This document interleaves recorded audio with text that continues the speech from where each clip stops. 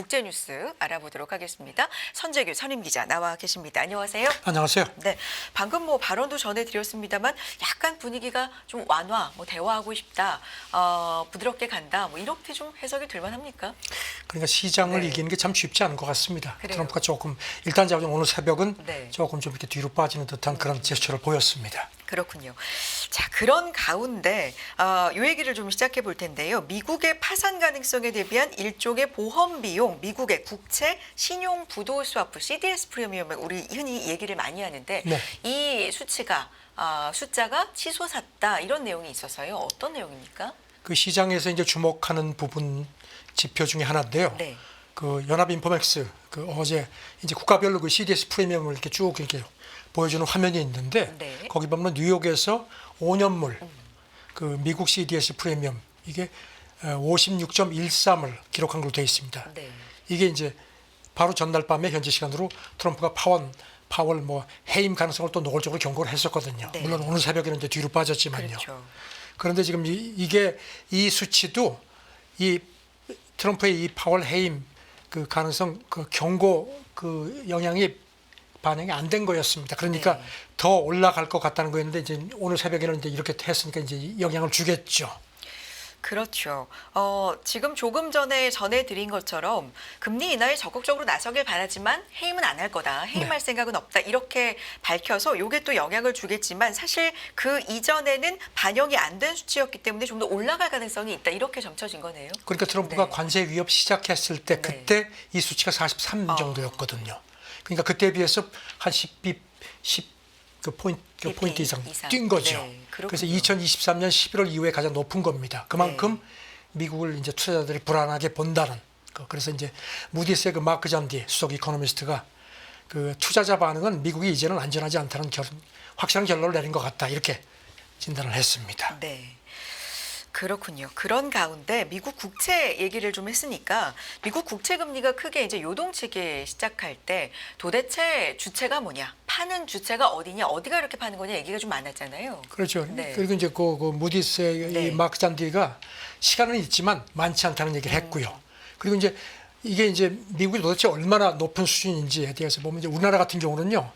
같은 시점에 이 같은 게 한 35.69 정도였으니까 미국에 비해서 낮은 겁니다. 물론 2022년 하반기 같은 때 그때 이제 우리가 금융위기 있을 때는 75bp까지 올라간 적도 있습니다. 그렇군요. 일본은 20.83이고 독일은 13.74. 그러니까 미국보다 훨씬 낮은 걸로 비교가 됐습니다. 네, 이게 트럼프 발언이 이렇게 파월 의장에 대해서 또 좀 바뀐 견해가 네. 나왔기 때문에 이게 또 어떤 영향을 미칠지 숫자를 좀 주목해 볼 필요가 있겠네요. 예, 그리고 이제 이런 그 과연 금융시장이 어떻게 움직이는지에 대한 어떤 궁금증 같은 거 이걸 이제 보면은 파이낸셜 타임스가 이게 일본 재무성 자료를 인용을 해서 전했는데요. 네. 이렇게 상호관세 발표되고 나서 금융시장이 막 요동을 쳤죠. 그때 일본 투자자들이 엄청나게 미국 그 국채를 던진 걸로 그렇게 추정이 된다는 겁니다. 네. 이게 그래서 일본 그 연기금들이 이런 그 국채 이제 시세가 막 떨어지고 하니까 포트폴리오 재조정을 위해서 그렇게 미국 국채를 대거 매도한 것 같다. 물론 확실한 건 아니고 이제 추정을 하는 겁니다. 이런 얘기는 시장에서 일본이다, 중국이다 굉장히 좀 추측, 많았죠. 예측이 좀 네. 많은 가운데 그래서 숫자로 구체적으로 좀 제시된 게 있을까요? 이런 보고 그래서 내용은? 지금 그 일본 재무성 자료를 파이낸셜 타임스가 인용한 거 보면은 네. 일본 은행하고 연기금들이 이달 첫째 주에 한 175억 달러 정도, 그다음에 둘째 주에는 36억 달러, 그러니까 합치니까 한 10억 달러 정도를 던졌다는 겁니다. 이게 해외 장기채를 이제 처분을 했는데 물론 이거를 미국 국채로 다 볼 수는 없지만 노무라 분석은 미국 국채하고 미국 정부가 보증하는 모기지 담보증권 이 상당 부분일 거다 이렇게 추정을 했습니다. 네. 그래서 이제 금리 리스크를 줄이기 위한 어떤 이런 것들이 작용을 한 걸로 봤습니다. 그렇군요. 일본 투자자들 그래서 여기 이제 분석에 따르자면 해외 채권을 이렇게 매도한 것, 이 매도가 급증한 데에는 배경이 있을 텐데 뭐라고 짚고 있습니까? 그래서 이제 이런 그 미국 증시가 막 급등락하니까요. 그래서 이제 이런 해외 채권하고 주식 배분 균형이 깨졌을 거다. 일본 연기금들. 그래서 이거를 이제 리밸런싱 하는 차원이 있었을 거라는 거고요. 그런데 이제 보면은 매도 물량이 아까 말씀드린 것처럼 평소에 비해서 많았는데 사실 미국 국채 하루 거래 규모가 한 1조 달러 정도니까 그거에 비하면 그렇게까지 막 심각한 건 아니다. 그래서 일각에서는 이런 분석도 나옵니다. 일본의 개인 투자자들이 엔캐리 트레이드, 청산 자금 마련을 위해서 국채를 던진 것도 원인일 거다. 뭐 이런 분석도 했습니다. 네. 그렇지만 이것만으로는 이렇게 분석이 나오는 요 물량만으로는 이렇게 요동쳤다고 100% 이것 때문이라고 보기는 힘들다라는 예측도 있는 거죠. 그렇죠. 네. 그래서 이제 이런 아까도 말씀드린 것처럼 매도 물량이 미국 국채 많아 보이지만 채권 시장 규모 자체는 워낙 크다. 그렇지만 예전에 비해서는 일본 투자자들, 특히 일본의 큰 손들, 연기금 은행들이 이제 미국 국채를 전같이 안전자산으로 보지 않는 거라는 그런 분석을 했습니다. 알겠습니다. 일본에 대한 얘기였는데 미국과 일본의 이 관세 협상이 어떻게 흘러가고 있는지 어떤 예측들이 나오고 있는지 이 부분에 대한 얘기로 좀 넘어가 볼까요? 로이터가 조금 전에요. 네. 그 소식통을 이용해서 전했는데요.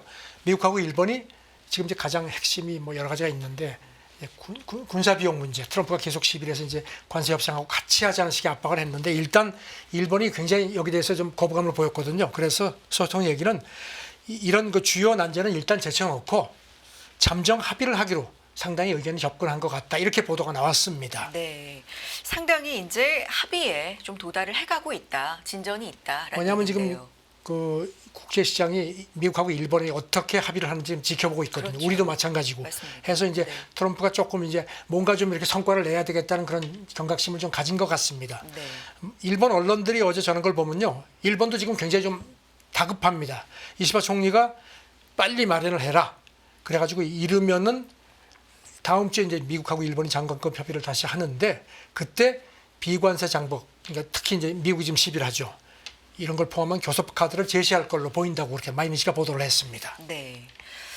특히 지난번에도 전해주셨지만 계속해서 미국의 일본의 쌀 가격 뭐 이런 네. 얘기도 좀 많이 나오잖아요. 그 쌀- 영향도 좀 이제 있는 거예요. 쌀값도 많이 뛰었죠. 그러니까요. 그래서 지금 이제 일본 네. 언론들 보도는 일본이 그 관세 없이 의무적으로 수입하는 물량이 있지 않습니까? 우리도 있고요. 그게 이제 지금 최소 수입량이 연간 77만 톤인데 네. 그 가운데 미국 쌀을 더 도입하는 거를 아마 카드로 제시를 할 것 같습니다. 그래서 지금 교도통신은 한 6만 톤 가량을 늘리는 걸로 그렇게 제시를 할 것 같다. 그렇게 돼서 이렇게 돼서 이제 뭔가 일본이 좀 양보를 하면은 미국이 뭔가 좀 양보를 받아내는 그런 서로 좀 이렇게 주고받는 식의 그런 거를 추진을 하는 것 같다는 겁니다. 네.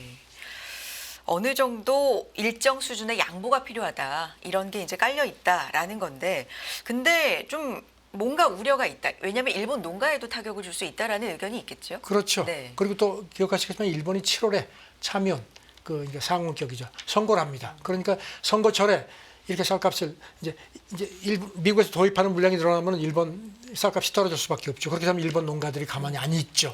그래서 이제 이것 때문에 지금 조금 좀 난처한 입장이라는 겁니다. 그 일본 관방장관이 어제 회견에서 기자들이 쌀 수입 확대하느냐 그랬더니 거기에 대해서 아니라고는 안 하고요. 구체적 검토 상황을 자세히 밝히는 것을 삼가고 싶다.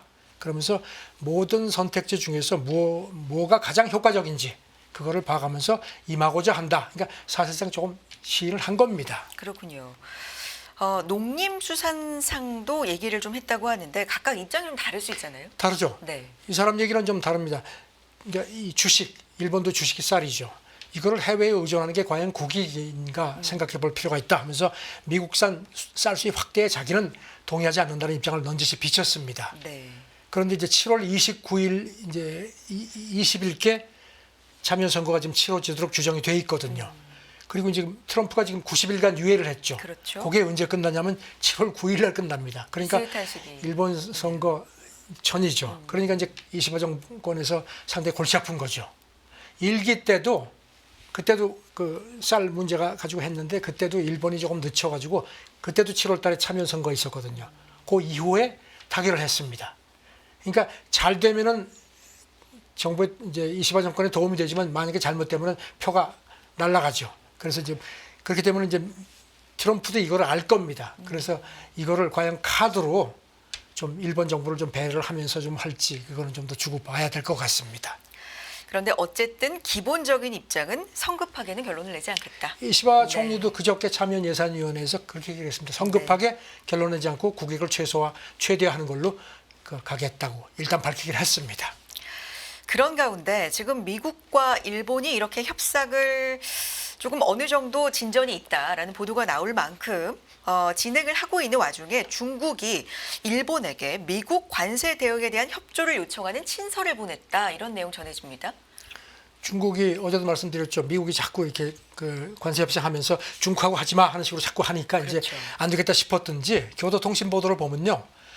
이시바 총리한테 리창 총리 명의로 친서를 보냈다는 겁니다.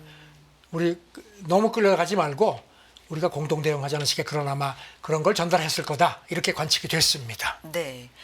일단 뭐 구체적 내용 이런 것들이 전해지진 않았지만 네. 내용은 뭔가 공동 대처하자 이런 것이 포함됐을 것이다라는 거네요. 그래서 교도통신이 이거 관련해서 일본 정부 안에서도 지금 중국하고 공조하느냐 마느냐에 대한 의견이 엇갈린다는 겁니다. 일단 중국이 뭐 자기네가 무슨 뭐 자유무역, 다자무역을 옹호한다고 하지만 그거는 정치적인 목적 때문에 그런 게 아니다, 속지 말자는 그런 견해가 있는 반면에 지금 일본 수산물 재개를 지금 중국이 아직도 막고 있거든요. 후쿠시마 오염수 네. 때문에. 그러니까 중국하고 잘 가서 이거를 좀 끌어내는 실리를 취하는 게 좋지 않겠느냐, 이런 견해도 있다는 겁니다. 이 와중에 일본 열린민주당 공명당 대표가 2박 3일 일정으로 어제 베이징에 갔습니다. 그래서 그것도 이제 주목이 됩니다. 그러면 중국 측에 친서를 또 전할 예정인 건가요? 이 방문에서? 이시바 총리가 네. 시진핑한테 보내는 친서를 가지고 갔는데 이걸 이제 물론 이제 시진핑을 직접 만나기보다는 아마 중국 쪽에 전달할 것 같다는 거고요. 네. 공명당 대표가 중국에 간 게 2023년 11월 이후 처음입니다. 일단 교도통신은 이시바도 지금 빨리 중국에 가기를 원하거든요. 그래서 이거를 사전 조율을 하려는 그런 작업도 하려는 게 아니냐, 뭐 이렇게 관측을 했습니다. 그럼 지금 일본의 움직임을 좀 보자면 미국과는 협상을 계속해서 진행하면서 중국하고도 접촉을 계속해서 좀 시도하거나 뭐 일정을 잡거나 뭐 이런 분위기. 이건 지금 일본만의 문제가 아니라 우리하고도 그렇죠. 비슷한 상황이라고 보여집니다. 알겠습니다. 다음 내용으로 넘어가 보겠습니다. 미중 관세 전쟁 지금 격화됐다가 조금은 완화되는 분위기였다가 뭐 왔다 갔다 지금 하고 있는 상황에서 현재까지 전해지는 분위기는 좀 완화될 만한 기대감을 또 키우는 분위기인데요. 이런 가운데 대두, 그러니까 콩이죠. 이게 뜨거운 또 이슈가 되고 있다고요? 뉴욕타임스 분석인데요. 네. 이 대두 이제 콩, 이게 그동안에 중국이 미국 콩을 엄청나게 사왔거든요. 작년까지만 해도 뭐 거의 다 수입 탑 5에 들어갔었습니다. 그런데 이제 트럼프 관세 시비 시작되면서부터 특히 지난 3월부터는 중국이 아예 그냥 미국 콩을 그냥 수입을 딱 끊었다는 겁니다. 그래서 지금 뉴욕타임스가 대두가 미국 중국 무역 전쟁 와중에 뜨거운 감자가 됐다, 이렇게 또 지적을 했습니다. 그러면서 이 와중에 브라질하고 아르헨티나가 어부지를 본다는 분석도 했고요. 지난해는 대두 수출 절반 이상이 중국으로 갔으니까 그렇죠. 이게 타격이 상당할 수밖에 없겠네요. 그렇죠. 특히 이제 4월 초 들어서 지금 상호 관세 계속 발표되고, 네. 관세 폭탄 주고받고 했기 때문에 이제 미국 농가들이 충격이 크다는 겁니다. 네. 그래서 지금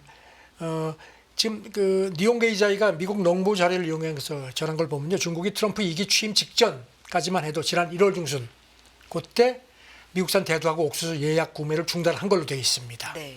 그래서 이제 트럼프 지지 기반이 이제 미국 농가니까 그래 한번 너 애 좀 먹어봐라, 이렇게 그런 정책 의도가 다분하다는 분석입니다.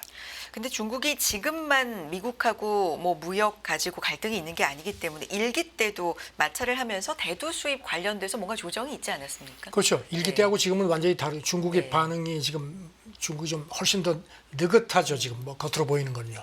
그러니까 2017년 같은 데만 해도 중국이 전체 수입하는 대두 중에서 미국산이 40%였는데 네. 작년에 20%까지, 그러니까 미리 많이 준비를 했다는 겁니다. 반면에 브라질산 같은 경우는 2017년에 한 50% 된 게 작년에 70% 브라질 거 많이 늘렸습니다.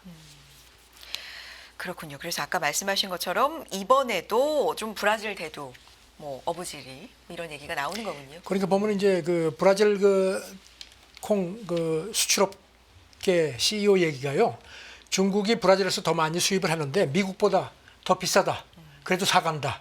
그러니까 이제 정치적인 비용을 그만큼 치른다는 그런 점도 설문이 또 귀띔을 했습니다. 알겠습니다. 이 얘기는 여기까지 할까요? 네. 네, 다음 얘기로 넘어가 보겠습니다.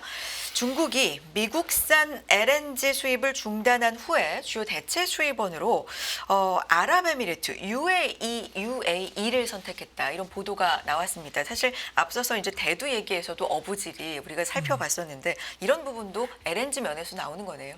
저는 중국이 뭐 그동안에 준비를 많이 하고 네. 예, 한판 뜨는 것 같습니다.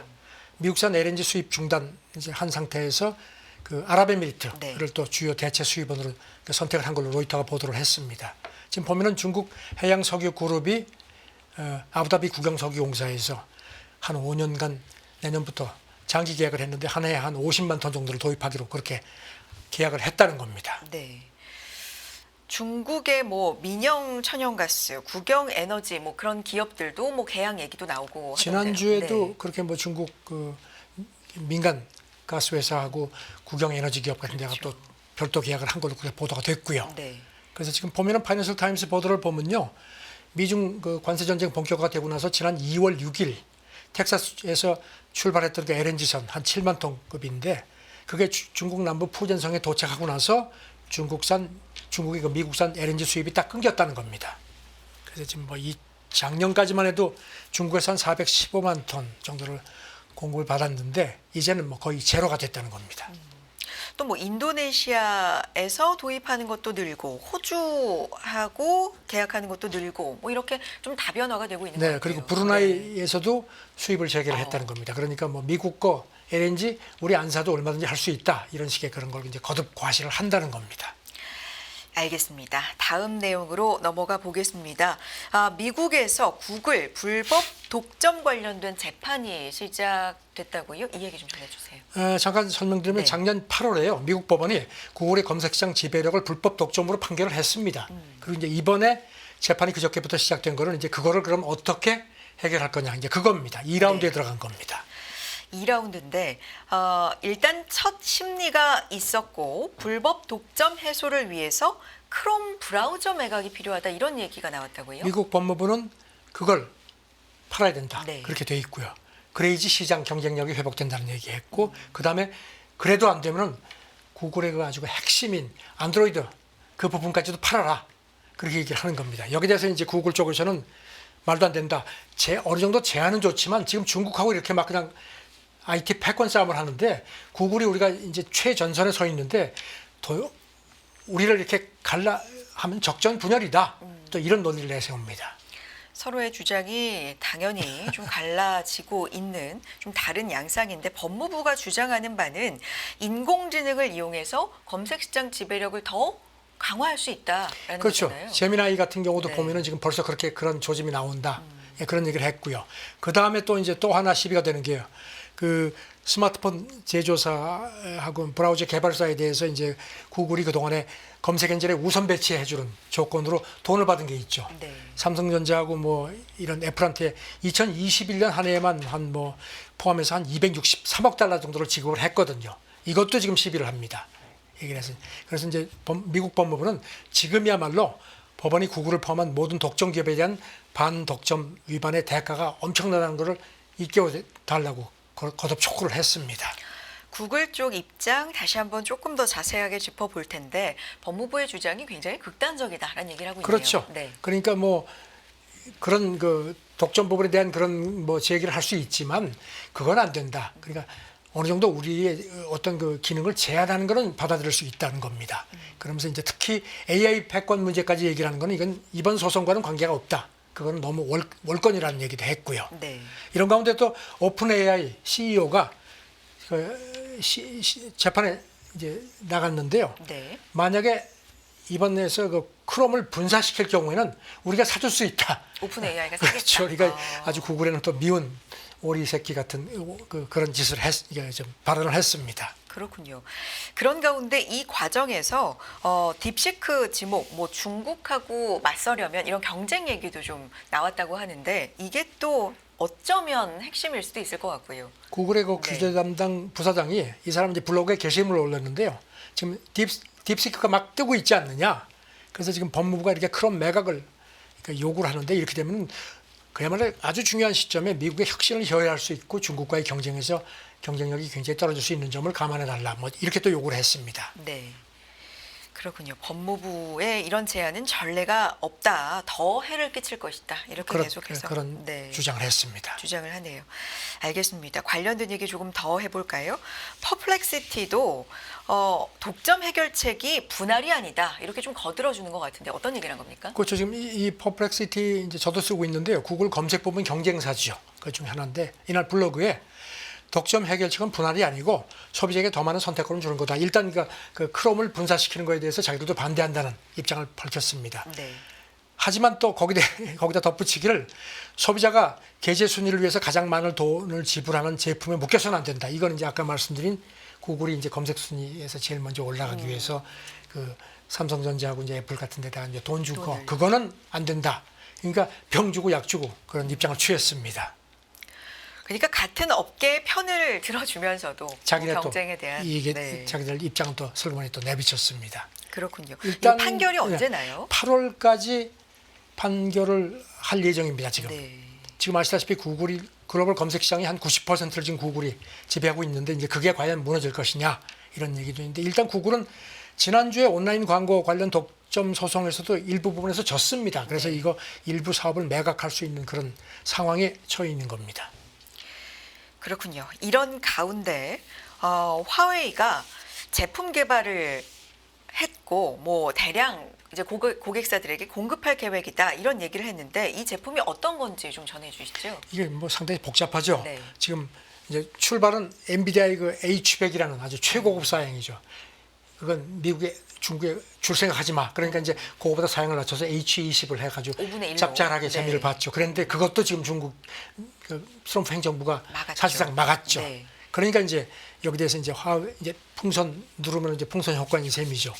화웨이가 그동안에 이제 엔비디아 거기다 이제 대응칩을 개발해서 이제 이른바 910B라는 걸 개발했는데 그것도 성능이 나쁘지 않습니다. 그런데 이거를 두 개를 묶어가지고 뭐 기술적인 얘기인데요. 이거를 910C로 해서 연산력이라는 걸 훨씬 더 높였습니다. 그래서 이제 화웨이 쪽에서는 이게 우리가 H100 아까 말씀드린 엔비디아 최고 그거 못지않다. 그래서 일부 이걸 또 중국 기업에 이제 이렇게 샘플을 줬는데 지금 보도를 보면은 로이터가 그저께 전한 걸 보면요. 드디어 양산까지 한다는 겁니다. 네. 핵심은 이게 뭐 기술적 혁신이라기보다는 아키텍처 측면에 가깝다라는 건데 어쨌든 성능 측면에서는 H100에 그렇죠. 비견할 만하다라고 이걸 주장을 이제 중국 한다는 기업들이 거예요. 가져다가 이제 이거 가지고서 이제 엔비디아 그 H100 칩을 쓸만 그거에 대체할 만한 능력을 활용을 할 수 있다는 겁니다. 네. 그렇군요. 그러면은 중국도 지금 엄청나게 기술이 따라오고 있고 발전을 그렇죠. 하고 있고 미국을 따라가고 있고 뭐 AI 개발 추론 능력 여기에 칩이 엄청나게 사용이 될 텐데 미국이 사실상 칩 공급을 지금 막고 있는 그렇죠. 상황이기 때문에 이게 정말 도움이 될지 좀 주목이 되겠습니다. 여기서 컨설팅사 관계자들 얘기는요. 미국이 이제 말씀하신 거죠. H20 그 저사양 칩까지 이제 사실상 막았죠. 그렇죠. 그러니까 화웨이가 이런 걸 이제 내놓으니까 특히 중국의 AI 개발사들한테는 이게 충분한 선택지가 될 수 있다는 겁니다. 네. 다만 이제 로이터는 여기 대해서 이제 수율 문제를 제기를 했습니다. 이 910C 이게 이제 뭐 하웨이는 이제 이게 거의 뭐 그 엔비디아 최고 사양까지도 우리가 활용 그 능력에서 뒤떨어지지 않는다고 주장을 하는데 문제는 양산이 과연 어느 정도 효율이 있느냐는 건데 지금 로이터는 이게 만만치 않을 거다 이렇게 또 지적을 했습니다. 네. 항상 뭐 우리 업체들도 그렇고 이 수율이 좀 발목을 그렇죠. 잡는 경우가 좀 많은데요. 중국 같은 네. 경우는 이제 최대 파운드리 이제 반대쪽 이제 위탁 생산하는 업체죠. 그 중심고지죠. SMIC. 이게 일부는 만드는데 수율은 상당히 낮은 걸로 알려져 있다는 겁니다. 네. 그리고 이제 대만 TSMC 이게 이제 세계 최대 반도체 이게 파운드리 업체죠.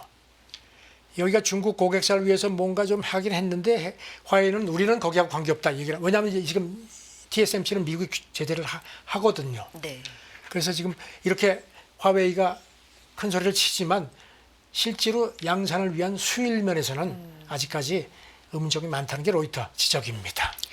알겠습니다. 이 얘기 여기까지 네. 하고, 네. 다음은 이제 TSMC 얘기를 좀 해주셔야 될 것 같은데, 지난해 미국 애리조나 공장에서 적자를 지속한 것을 중국 관영 매체가 뭐 물고 늘어졌다. 이게 어떤 스토리가 있는 겁니까? 그 글로벌 타임스 영문 매체인데요. 네. 그거 바랍니다. TSMC가 애리조나의 공장을 작년 네. 말에 이제 완공을 했죠. 그랬는데 적자가 만만치 않다는 겁니다. 물론 뭐 아직까지 이제 공식 매출이 나오지는 않았지만, 그러니까 그게 시장 논리를 무시한 대가다, 이렇게 아주 강하게 비판을 했습니다. 그렇군요. 그러면서 이제 비교를 TSMC의 그 중국 난징 공장은 작년에 엄청난 순이익을 냈다. 봐라. 그렇게 중국에서는 이익을 냈는데 미국 가가지고 트럼프한테 등 떠밀려가지고 하세요 해가지고, 그리고 이제 반도체법 혜택을 받아서 간 거죠. 바이든 때. 그러니까 결국은 정책의 논리 가지고 하면 시장 논리를 따라갈 수 없다는 점을 거듭 상기시켰습니다.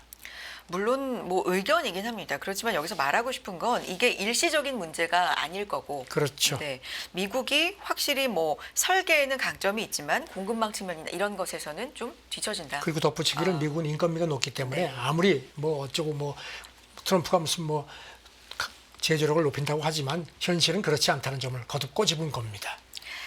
알겠습니다. 이 얘기 여기까지 할까요? 네. 네, 다음 얘기 넘어가 보겠습니다. 미국 하버드 대학교 뭐 트럼프 대통령과 지금 행정부와의 갈등 양상 계속해서 좀 전해드리고 있는데, 트럼프 행정부의 22억 달러 규모의 지원금 중단이 위법이다, 법정에 제소를 한다, 이런 스토리로 좀 이어지고 있군요. 자세히 전해주세요. 하버드 대학하고 컬럼비아 대학 교수들이 네. 이 트럼프 그 행정부가 이렇게 보조금 중단하고 막 탄압한 것에 대해서 이미 소송을 했는데요. 대학 차원에서는 처음입니다. 네. 그래가지고 그저께 성명을 내서 우리가 이렇게 해서 소송을 제기했다, 이렇게 밝혔는데, 방금 로이터가 보던 걸 보니까요. 또 하버드 외에 프린스턴, 컬럼비아, MIT, 브라운 포함한 한 200여 개 미국 대학 총장들이 공동 성명을 냈습니다. 우리가 같이 그 합세하겠다. 물론 이제 그 전에 없는 정치적인 간섭, 이게 미국 고등교육을 위험에 빠뜨렸다. 그래서 이런 하는데, 이제 합법적인 개입은 물론 받겠지만 이런 식으로 정치적으로 탄압한 걸 용납하지 않겠다. 백악관 쪽에서 이제 로이터 기자가 물어보니까 코멘트 안 했습니다. 근데 이 하버드 쪽에서 제시한 그 피고인 명단에 뭐 교육부, 보건복지부 이런 행정부, 네, 한번 망라돼서 네, 들어가 있네요. 제대로 한번 붙어보자는 겁니다. 트럼프가 지금 여기저기 좀 많이 지금 좀 몰리는 상황이 됐습니다. 자, 다음 얘기로 넘어가 보겠습니다. 아카데미상, 오스카상인가요? 네. 네. 이 주최 측이 AI 기술을 활용한 작품도 후보 선정에서 배제하지 않는다라는 원칙을 명시했는데, 사실 이런 논란은 이제 AI를 이용해서 이걸 예술로 이용할 때 우리가 이걸 어떻게 볼 것인가는 계속해서 좀 논의가 앞으로도 될 만한 부분인데 좀 의미가 있어 보이네요. 올해 네. 지난 2월에 그 아카데미상 시상식 때 그 브루탈리스트 나무주연상 받았는데, 이게 이미 그 배우들의 그 헝가리 억양을 좀 이렇게 좀 잘 하기 위해서 AI 기술을 썼다는 점이 노출돼 있었습니다. 그런데도 상을 받았습니다. 네. 그런데 이제 그래서 이제 이걸 어떻게 할 거냐 참 애매했는데, 그 미국 영화예술학 과학 아카데미, 여기가 이제 그 오스카상 시상식을 이제 뽑는 데인데, 이거를 규정을 발표를 했습니다. 네. 이렇게 새 규정에 이렇게 되어 있습니다. 영화 제작에 사용된 생성형 인공지능, 그리고 다른 디지털 도구와 관련해서 그것들이 수상 후보로 지명되는 기회를 돕지도 방해하지도 않겠다. 그러니까 일단 끼워줄 수 있다는 겁니다. 그러면서도 수상작을 선정할 때는 인간의 창의적 저작권이 중심에 있는 범위를 고려하겠다. 그러니까 아무래도 인간의 창작력을 더 중요시한다는 얘기인데, 어쨌든지 간에 AI로 활용한 거에 대해서는 배제는 하지 않겠다는 점을 강조를 한 겁니다. 그러니까 이미 영화 제작에 AI를 활용하는 게 좀 깊이 들어와 있어서 현실을 인정한 겁니다. 그 정도는 인정한다. 근데 이것만으로도 굉장히 좀 의미가 그렇죠. 있다라는 시각이네요. 왜냐하면 지금 네. 미국 배우협회도 그렇고 영화 작가협회도 그렇고 2023년에 총파업했었죠. 그때 AI 절대 안 된다고 했는데 일단 이런 현실을 인정을 했습니다. 네, 그렇군요. 마무리할까요? 네. 네, 알겠습니다. 여기까지 듣겠고요. 뭐 데미모어 얘기도 있긴 있는데. 네, 알겠습니다. 여기까지 듣겠습니다. 국제뉴스 함께했고요. 손재규 선임기자였습니다. 오늘 말씀도 고맙습니다. 네, 감사합니다. 매일 돈을 쓰는데 그 가치는 누가 정할까요? 정답은 슈퍼달러 슈퍼리치에 있습니다. 복잡한 공식은 빼고 투자 타이밍을 잡는 환율의 핵심만 담았습니다. 빠르게 변화하는 금융시장, 그 중심엔 언제나 환율이 있습니다. 오늘부터 환율과 썸 타볼까요?